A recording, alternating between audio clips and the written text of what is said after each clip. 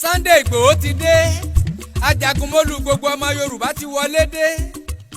Ó dé jagunlabi dé, jagunjagun dé, olórí ogun.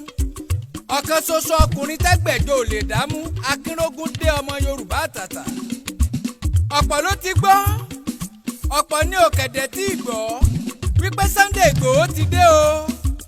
Mo sọ níjọ́ sí pọ̀mọ́nú odi kì í kú sẹ́yìn odi, mo ní gbégbé kì í gbé sóko. Mo ló lórí ogun, jagunlabi, jagunmólú, ọmọ Akin padà bọ̀. Ó ti dé, Sunday Igboho ti dé o. Kò yẹsẹ̀ lórí ìlérí, gbogbo kìràkìtàkìtàkìrà, gbogbo dídùn kò mọ́ni. Kò mí Sunday Igboho, kò yẹsẹ̀ lórí ìlérí. Àwa wí fún ọ, ẹni t'Olúwa ti ń tì lẹ́yìn ni.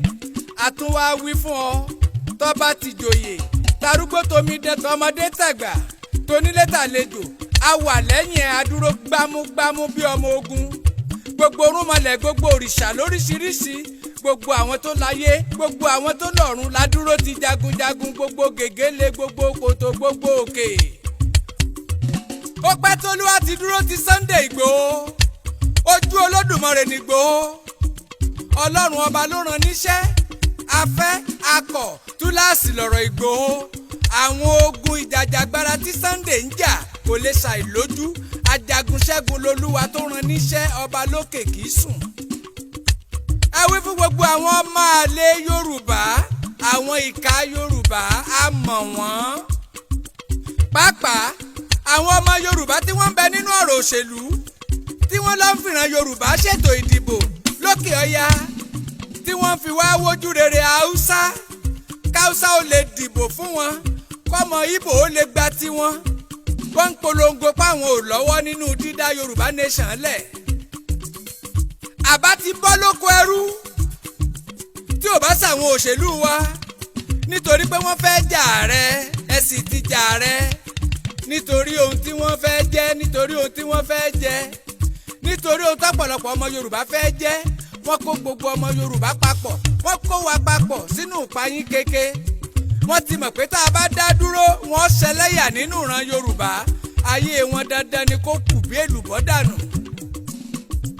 Ẹ wò àwọn èèyàn ńláńlá nínú ìran Yorùbá, àwọn tó yẹ kó ti Sunday Igboho lẹ́yìn, tí wọ́n já lágbára nílẹ̀ Yorùbá, tó lè ba Haúsá lẹ́rù, tọmọ Ìgbò ọmọ sá kíjokíjo. Àwọn ni wọ́n wá ń fi Yorùbá negotiate ìbò fọmọ Haúsá pẹ̀lú ọmọ Ìgbò. Ẹ wáyé ọmọ Yorùbá àtàtà. Igboho ti dé, Sunday káàbọ̀. Ìyẹn ti dàtún gún, ọbẹ̀ ti dàtún sè. Rearrangement and restructuring lọ̀rọ̀ Yorùbá ń fẹ́. Ọmọ aládé, a ní láti wọlé àpérò tuntun. Ọkọ̀ Fúlàní ti ṣí wa níyè. Sunday Igboho ti dé, òun la lè tẹ̀lé tá a bá fẹ́ mọ bí à ń rè. Tí wọ́n bá béèrè wípé ta ló kọrin ìkíni káàbọ̀ fún Sunday Igboho, ẹ sọ pé Kúnlé ológun dúdú yín ni. Ọkọ̀ sọ́jà, ọkọ̀ òṣèlú, ọ̀kan ṣoṣo ọmọ líle tó dùn àbí, ọba gbogbo ọmọ Yorùbá tí bá ń pèdè.